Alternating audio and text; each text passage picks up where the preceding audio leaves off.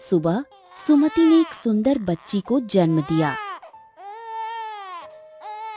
मेरी मेरी बच्ची, तू कितनी प्यारी है। काश मैं तुझे दूध पिला पाती, काश तेरा पिता तुझे देख पाता। पर अब भाई, इस बच्ची को बचा लेना, ये निर्दोष है। बच्ची के जन्म बाद अत्यधिक रक्तस्राव और कमजोरी के कारण अपने प्राण त्याग गई। जीजी, आंखें खोलिए जीजी, देखो तुम्हारी नन्ही परी तुम्हें पुकार रही है।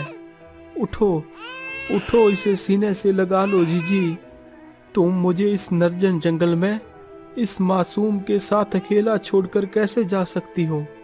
जीजी, तुम्हारी पवित्रता की गवाही कौन देगा? दुनिया तुम्हें कलंकनी कहेगी और मैं चाहकर भी सच नहीं चला पाऊंगा। इतना कहते ही आर्यन अपना दम तोड़ देता है।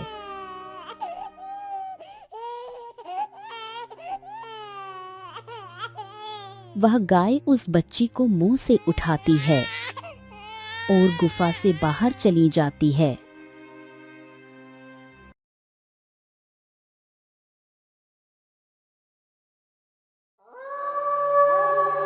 रात के समय घोड़े पर सवार होकर रानी सुमति घने जंगल में जा रही थी।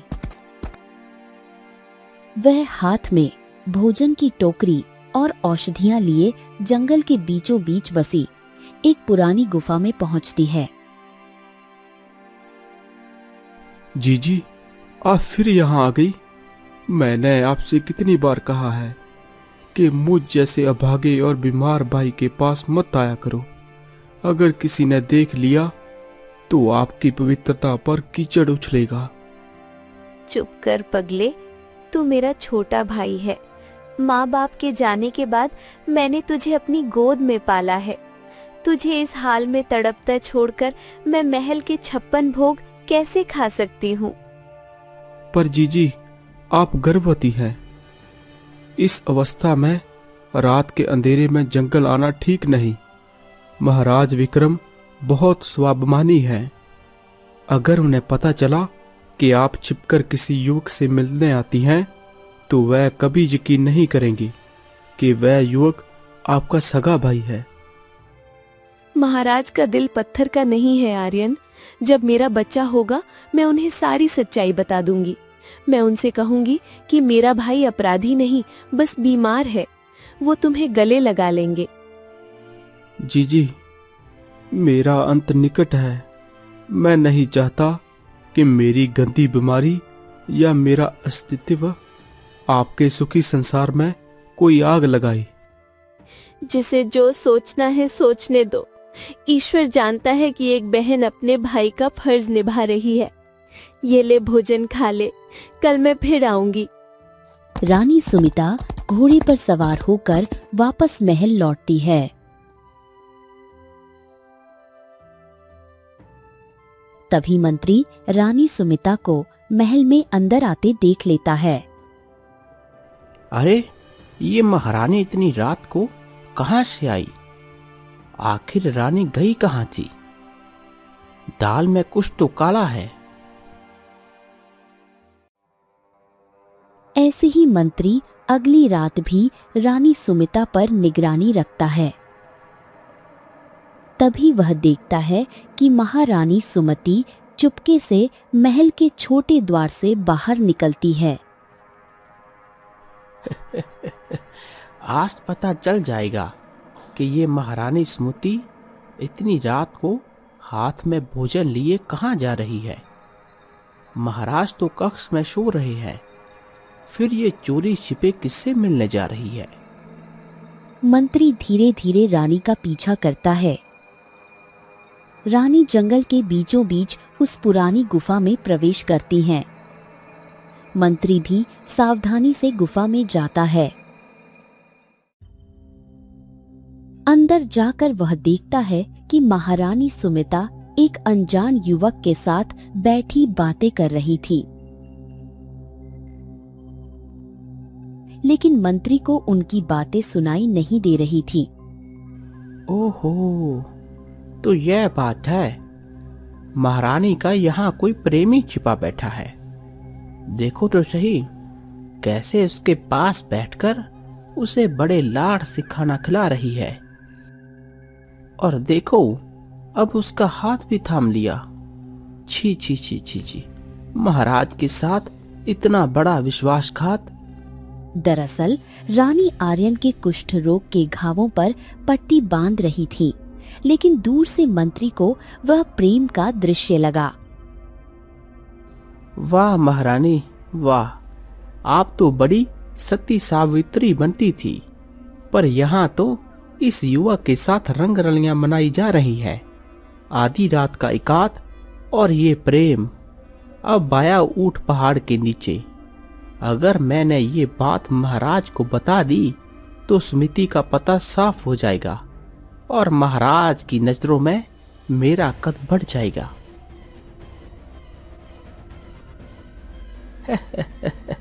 कल सुबह का सूरज सुमिति के लिए बर्बादी लेकर आएगा।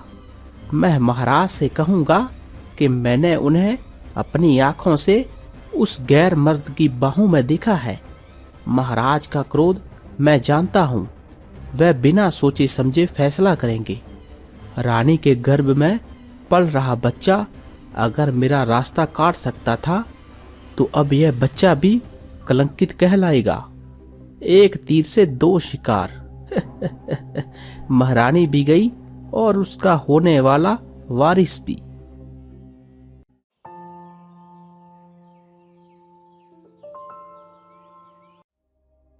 अगली सुबह मंत्री राजा विक्रम के पास पहुंचता है।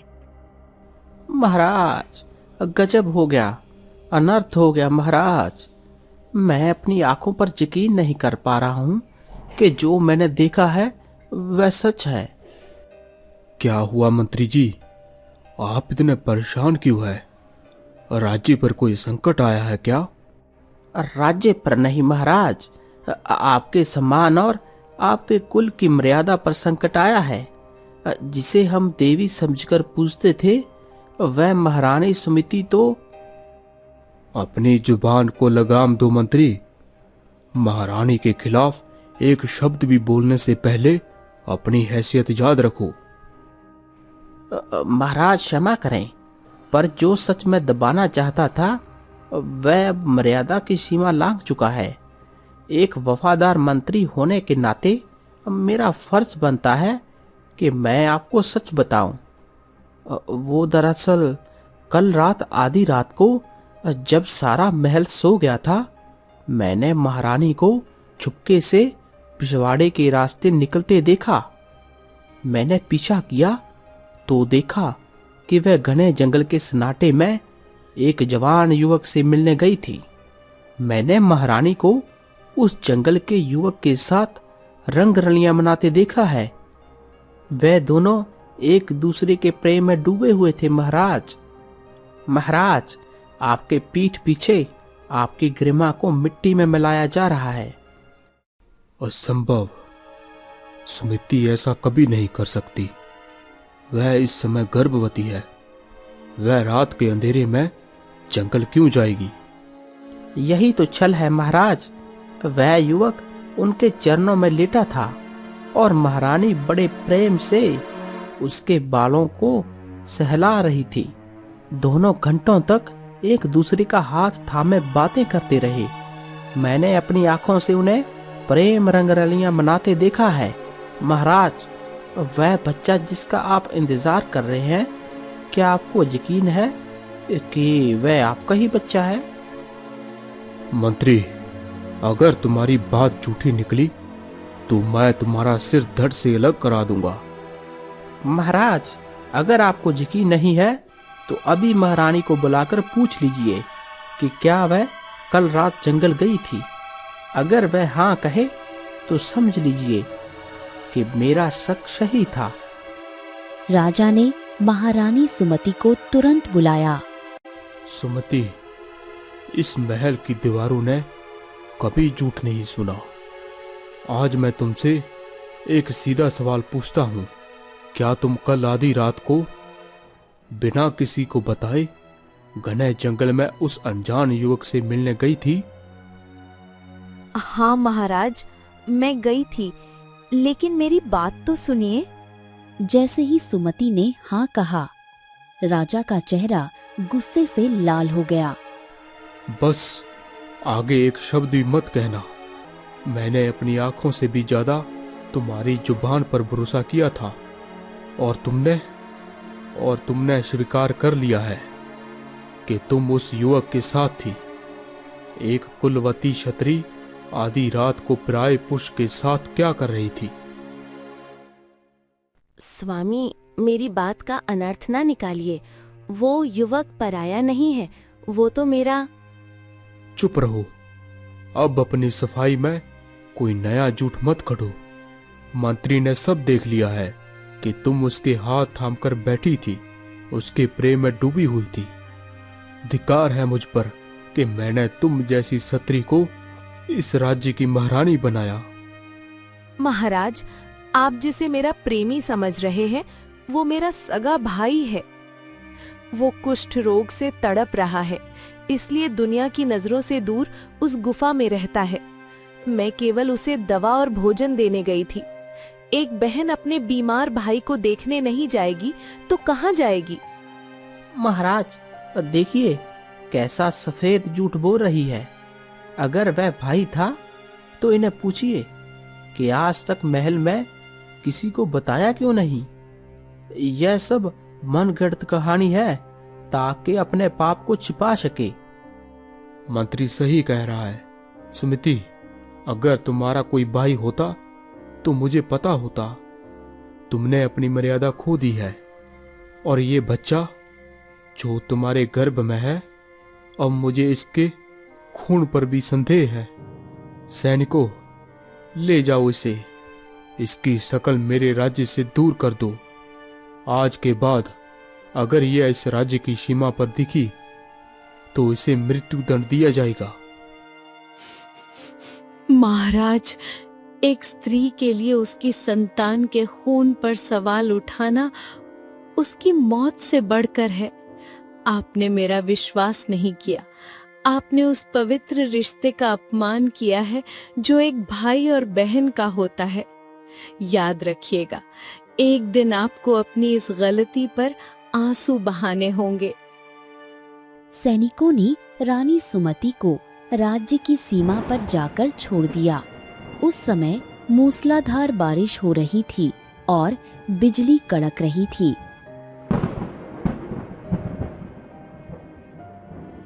सैनिकों, कम से कम मुझे मेरे भाई की गुफा तक तो जाने दो। मैं इस हालत में कहाँ जाऊंगी? क्षमा करें महारानी, हमें महाराज की आज्ञा है कि हम आपको सीमा के पास छोड़ दें। आगे का रास्ता आपको खुद तय करना होगा। सैनिक चले गए। सुमति अकेले उस अंधेरे और डरावने जंगल में अपने भाई आर्यन की तलाश में निकल पड़ी।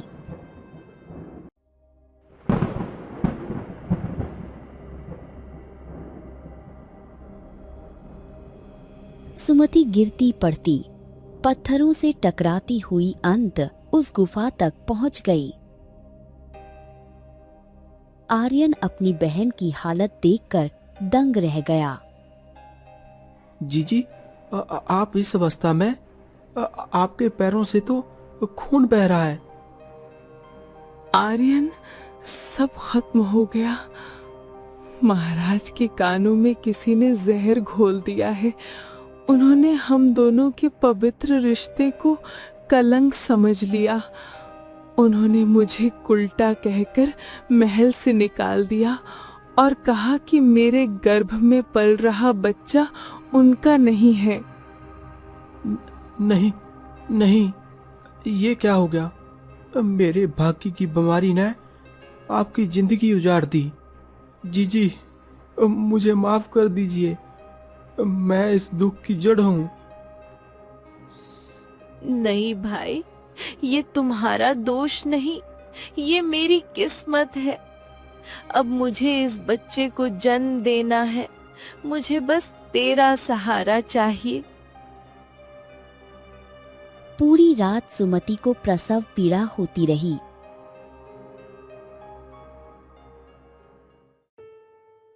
सुबह सुमति ने एक सुंदर बच्ची को जन्म दिया। मेरी मेरी बच्ची, तू कितनी प्यारी है। काश मैं तुझे दूध पिला पाती, काश तेरा पिता तुझे देख पाता, पर अब भाई, इस बच्ची को बचा लेना, ये निर्दोष है। बच्ची के जन्म बाद अत्यधिक रक्तस्राव और कमजोरी के कारण अपने प्राण त्याग गई। जीजी, आंखें खोलिए जीजी, देखो तुम्हारी नन्ही परी तुम्हें पुकार रही है। उठो उठो, इसे सीने से लगा लो जीजी। तुम मुझे इस निर्जन जंगल में इस मासूम के साथ अकेला छोड़कर कैसे जा सकती हो? जीजी, तुम्हारी पवित्रता की गवाही कौन देगा? दुनिया तुम्हें कलंकनी कहेगी और मैं चाहकर भी सच नहीं चला पाऊंगा। मेरी नन्ही राजकुमारी, मुझे माफ कर देना बेटा। तेरा अभागा मामा तुझे महलों का सुख तो क्या, तेरी माँ की गोद भी ना दे सका। मेरे शरीर में इतनी जान नहीं है कि मैं तुझे उठा सकूं, और ना ही इतनी शक्ति है कि तुझे सुरक्षित रख सकूं। तभी वहाँ सफेद गाय आ खड़ी होती है, जो अक्सर आर्यन के पास आ जाती थी। हे गौ माता, अब मेरा भी अंत समय आ गया है। इस बच्ची के जीवन की रक्षा अब तुम्हें ही करनी है। इसे वहां ले जाओ जहां इसे कोई पाल सके, जहां इसे अब ममता मिल सके। हे माता, एक मरते हुए भाई की अंतिम पुकार सुन लो। आर्यन अपनी भांजी की ओर देखता है। भांजी, मुझे माफ करना। तेरा मामा तुझे खुद से दूर कर रहा है।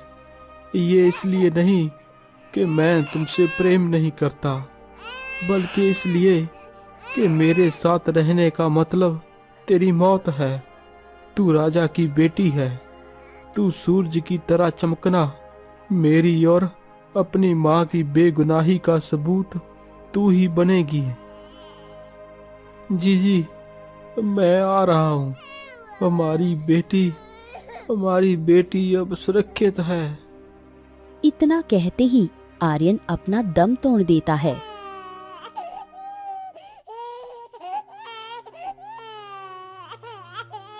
वह गाय उस बच्ची को मुंह से उठाती है और गुफा से बाहर चली जाती है। उसी जंगल में कहीं एक भूखा प्यासा भिखारी बैठा था। हे भगवान, तूने ये पेट क्यों बनाया? अगर भूख देनी ही थी तो रोटी का इंतजाम भी तो करता। दिन भर भटकता हूँ, फिर भी एक भी निवाला नसीब नहीं होता। ऐसी जिंदगी से तो मौत अच्छी है। इससे अच्छा तो मुझे पैदा ही ना किया होता। क्यों मुझे इस धरती पर बोझ बना कर रखा है? वह अपनी किस्मत पर रो ही रहा था कि तभी उसे पास झाड़ियों में कुछ हलचल सुनाई देती है। कौन है वहाँ? तभी छायों से वही सफेद गाय धीरे धीरे बाहर आती है। उसके मुंह में एक नवजात बच्ची है जो हल्की हल्की रो रही है। गाय सीधे दीनू के पास आकर रुक जाती है और बच्चे को उसके सामने रख देती है। अरे, ये गाय किसकी है? और ये अपने मुंह में, यह तो कोई बच्चा है। हे भगवान, ये क्या चमत्कार है? इस निर्जन जंगल में ये बच्ची कहाँ से आई? कौन इस मासूम को यहाँ छोड़ गया? अरे, कोई है यहाँ? ये किसकी बच्ची है? गांव वालों, कोई अपनी बच्ची छोड़ गया है क्या? ये किसकी बच्ची है, इतनी प्यारी, पर मेरे पास तो खुद के खाने के लिए कुछ नहीं है। भला मैं इसे क्या खिलाऊंगा? हे भगवान, पहले मेरी मुसीबतें कम थी क्या, जो तूने ये एक और मुसीबत मेरे गले मर दी। खुद का पेट तो मुश्किल से भरता हूँ, इसका पेट कहाँ से भरूंगा? दीनू बच्ची को वापस जमीन पर रखने का मन बनाता है, लेकिन तभी दूर से एक भेड़िए की लंबी और डरावनी आवाज आती है। दीनू का दिल दहल जाता है। नहीं, अगर इसे यहाँ छोड़ा तो जंगली जानवर इसे खा जाएंगे। यह बेचारी तो कुछ जानती भी नहीं। भले ही मेरे पास धन नहीं है, लेकिन दिल तो है। अगर भगवान ने इसे मेरे पास भेजा है तो कुछ न कुछ सोचा होगा। आज से यह बच्ची मेरी हुई, मैं इसे पालूंगा। अगर भगवान ने इसे मेरे पास भेजा है तो पालने का रास्ता भी वही दिखाएगा। तभी सफेद गाय दीनू के पास आकर खड़ी हो जाती है। लगता है गौ माता तू ही इसकी गाय माता बनेगी। तू इसे अपना दूध पिलाना और मैं इसे अपनी जान से बढ़कर पालूंगा। आज से तेरे इस बूढ़े बाप ने भीख मांगना छोड़ दिया है। अब हाथ फैलाने से काम नहीं चलेगा। इन हाथों को मेहनत करनी होगी। कल तेरा बाप लकड़ियां काटने जाएगा। अब हमें एक बड़ा घर बनाना है ताकि मेरी राजकुमारी को सर्दी न लगे। अब दीनू ने लकड़ियां बेचना शुरू कर दिया था।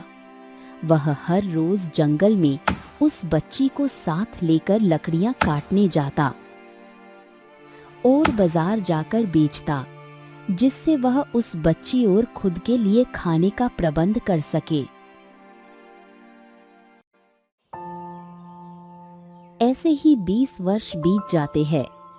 वह बच्ची अब बड़ी हो चुकी थी और दीनू अब बूढ़ा और कमजोर हो जाता है।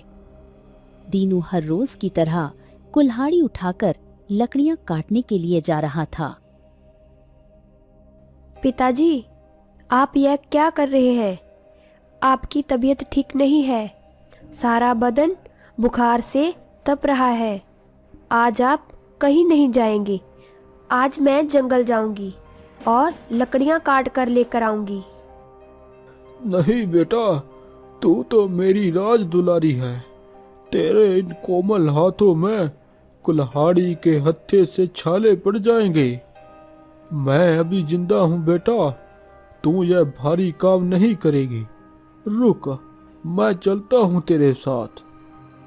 दीनू जबरदस्ती कुल्हाड़ी उठाकर जंगल की ओर चल देता है। नंदिनी भी चिंता में उसके पीछे पीछे जाती है। दीनू एक सूखे पेड़ के पास रुकता है। वह पूरी ताकत लगाकर कुल्हाड़ी चलाता है, पर कुल्हाड़ी की चोट से लकड़ी कटने के बजाय उसका अपना हाथ कांपने लगता है।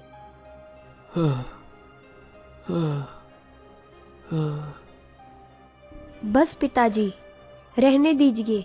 मैंने कहा था ना कि आप अभी कमजोर हैं। आप चुपचाप इस पत्थर पर बैठिए और मुझे देखिए। मैं हूं ना अभी, आपको घबराने की जरूरत नहीं है। नंदिनी सधे हुए हाथों से कुल्हाड़ी चलाने लगती है।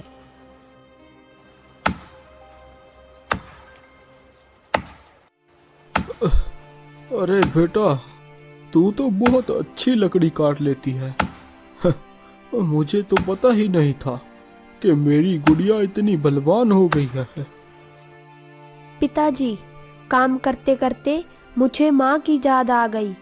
क्या मेरी माँ भी मेरे जैसी ही थी? क्या वह भी ऐसे ही फुर्ती से काम करती थी? और क्या उसके बाल भी मेरी तरह इतने ही लंबे और घने थे? दीनू का चेहरा कुछ पलों के लिए पीला पड़ जाता है, पर तुरंत संभलकर झूठ गढ़ने लगता है। हाँ हाँ बेटा, हाँ बिल्कुल तेरे जैसी थी। जब वह चलती थी तो उसके लंबे बाल हवा में ऐसे लहराते थे जैसे सावन की घटाएं। वह भी बड़ी मेहनती थी, पर वह लकड़ियां नहीं काटती थी, वह तो फूलों की माला परोती थी। उसकी आवाज में ऐसी मिठास थी कि पक्षी भी चुप होकर उसे सुनते थे। सच में पिताजी, काश मैं भी उनके जैसी बन सकूं। बेटा, तू तो उनसे भी बढ़कर है। तभी झाड़ियों के पीछे से राजा का गुप्तचर और वह दुष्ट मंत्री यह सब देख रहे होते हैं। सेनापति, देखिए, वह लड़की, उसका चेहरा, वह तो हूबहू स्वगृह रानी सुमिति जैसी है, और वह उस भिखारी को पिताजी कह रही है।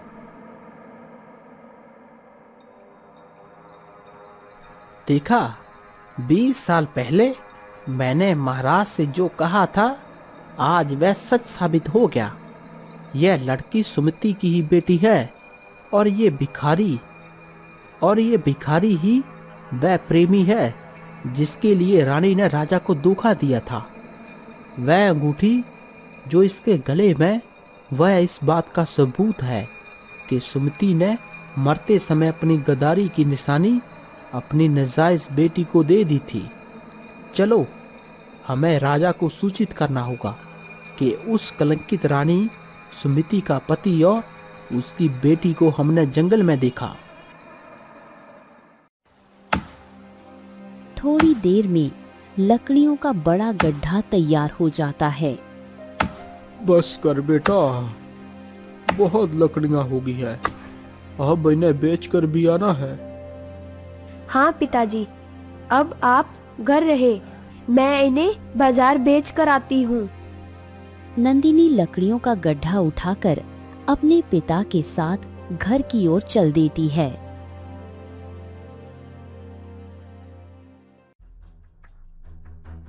गुप्तचर महल पहुंचता है और राजा विक्रम के सामने हांफते हुए खड़ा हो जाता है।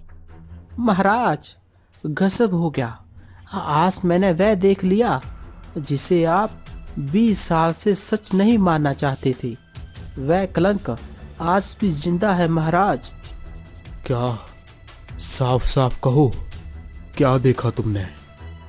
महाराज, मैंने जंगल में उस लड़की को देखा जो बिल्कुल रानी सुमति जैसी दिखती है। वह एक बीमार भिखारी को पिता कह रही थी। महाराज, रानी ने आपको धोखा दिया था। वह लड़की उस भिखारी की संतान है, और उसके गले में आज भी आपकी वह निशानी, वह अंगूठी पहनी हुई थी जिसे आपने रानी सुमिता को अपने प्रेम में दिया था। क्या? वह भिखारी, वह अभी भी जीवित है और उसकी बेटी, सुमिति की बेटी, उससे पिता कह रही है?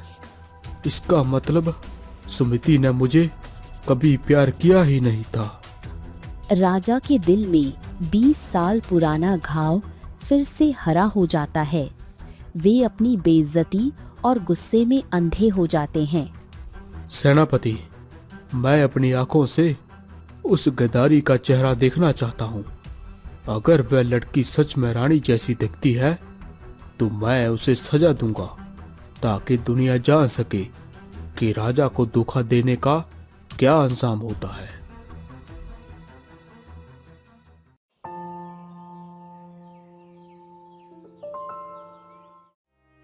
अचानक राजा विक्रम अपने सैनिकों के साथ नंदिनी और दीनू की झोपड़ी के पास पहुंचते हैं। दीनू और नंदिनी झोपड़ी से बाहर आते हैं। जैसे ही राजा की नजर नंदिनी पर पड़ती है, उनके कदम ठिठक जाते हैं। हे ईश्वर, ये मैं क्या देख रहा हूँ? वही बड़ी बड़ी हिरनी जैसी आंखें, वही माथे का तेज और वही स्वामानी चमक। यह तो बिल्कुल स्मृति है। ऐसा लग रहा है मानो 20 साल पहले वाली स्मृति आज फिर से मेरे सामने जीवित खड़ी हो। इसके चेहरे का एक एक नक्श चीख चीख कर कह रहा है कि यह सुमिति की ही पुत्री है। पर क्या ये सच में मेरी संतान है या उस धोखे की निशानी? प्रणाम महाराज, इस गरीब की कुटिया पर आपके चरण मैं धन्य हो गया हूं हुजूर। चुप कर हो नीच भिखारी, अपनी यह झूठी भक्ति अपने पास रख। मुझे देख और बता, क्या तू ही इस लकड़हार नंदनी का पिता है? हाँ जी महाराज, यह मेरी ही बेटी है। पर क्या हुआ महाराज, क्या मेरी बच्ची से कोई अपराध हो गया? अपराध तो तूने किया है, और तू कहता है कि तू मुझे पहचानता नहीं।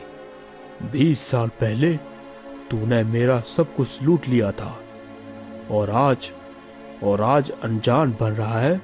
बोल, रानी सुमिति को तू जानता होगा? कौन सुमिति महाराज?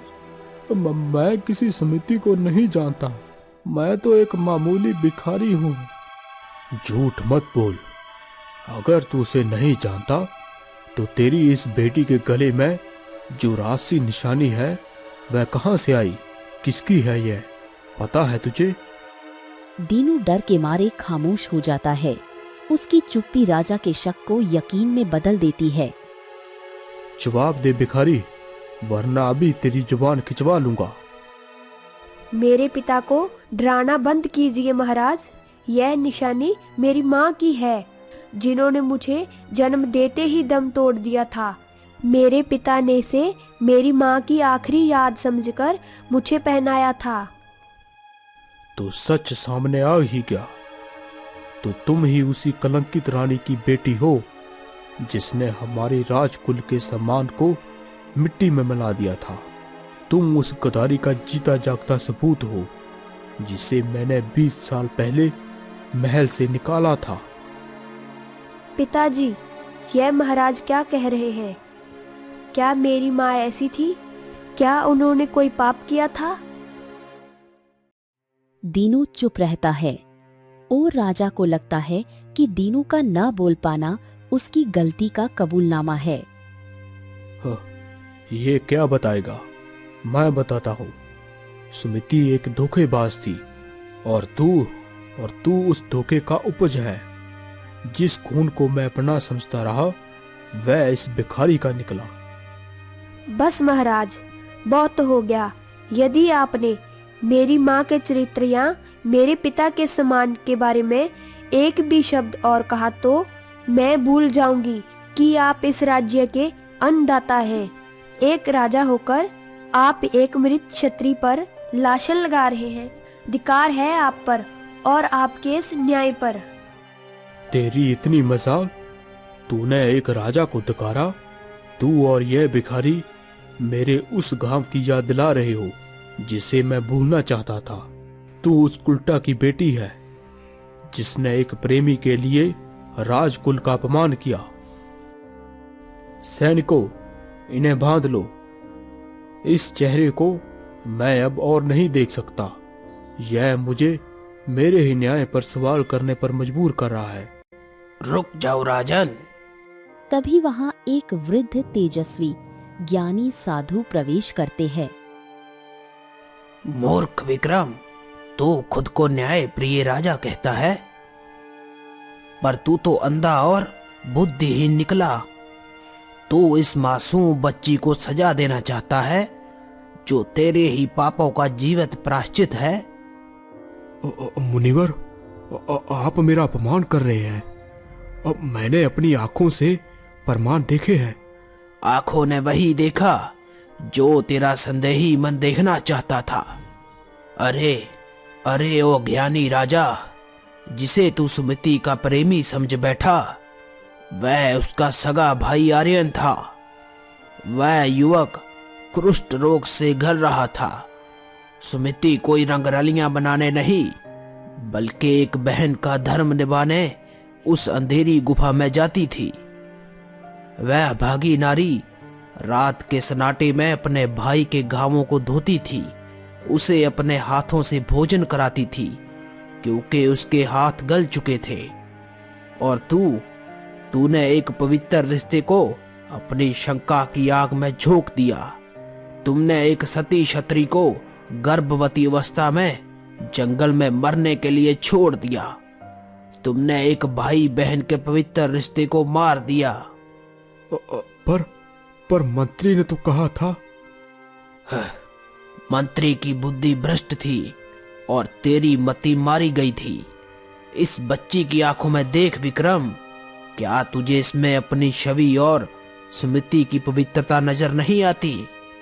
यह अंगूठी कोई चोरी का माल नहीं, स्मृति के सुहाग की वह आखिरी निशानी है जिसे उसने अपने मौत के वक्त इस बच्ची को सौंपा था। साधु की बातें सुनकर राजा विक्रम के पैरों के नीचे से जमीन खिसक गई। हे ईश्वर, मैंने ये क्या किया? मैंने एक देवतुल्य भाई और साक्षात देवी जैसी पत्नी की हत्या की है। पुत्री, यही सत्य है।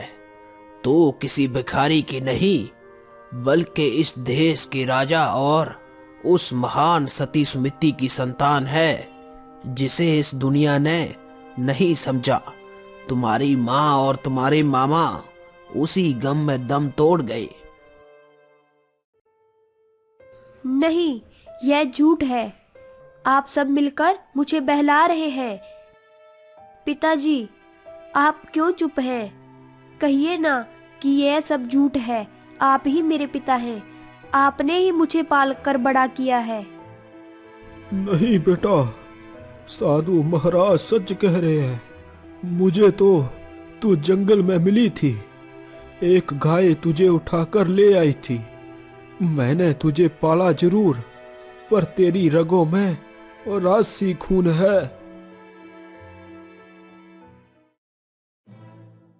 तो वह आप ही महान राजा हैं, जिन्हें अपनी प्रजा के दुख नहीं दिखते थे, जिसे अपनी संतान के खून पर संदेह था। अब बेटी, मुझे क्षमा कर दो। मैं अंधा हो गया था। क्षमा? किस बात की क्षमा महाराज? उस तड़फ के लिए जो मेरी माँ ने सही, या उस मामा के लिए जो अपनी बहन के समान के खातिर घुट घुट कर मर गया? नंदनी, चलो चलो महल चलो। अब सारा राज्य तुम्हारा है। मैं तुम्हें वह हर सुख दूंगा जो तुम खो चुकी हो। महल? उस पत्थर के महल में मैं क्या ढूंढूंगी? मेरी माँ की सस्कियां या मेरे मामा की बेबसी? महाराज, सुख सोने के बर्तनों में नहीं, इंसान की नियत में होता है। आपने एक रानी को ठुकराया था, आज एक लकड़हारी आपके राज्य और आपके खून को ठुकराती है। पुत्री, क्रोध को त्याग दो। तेरे पिता पश्चाताप की अग्नि में जल रहे हैं। महाराज, पश्चाताप सच्चा है तो इन्हें महल नहीं, उस गुफा में जाकर पश्चाताप करना चाहिए। मैं इनके साथ महल नहीं जाऊंगी।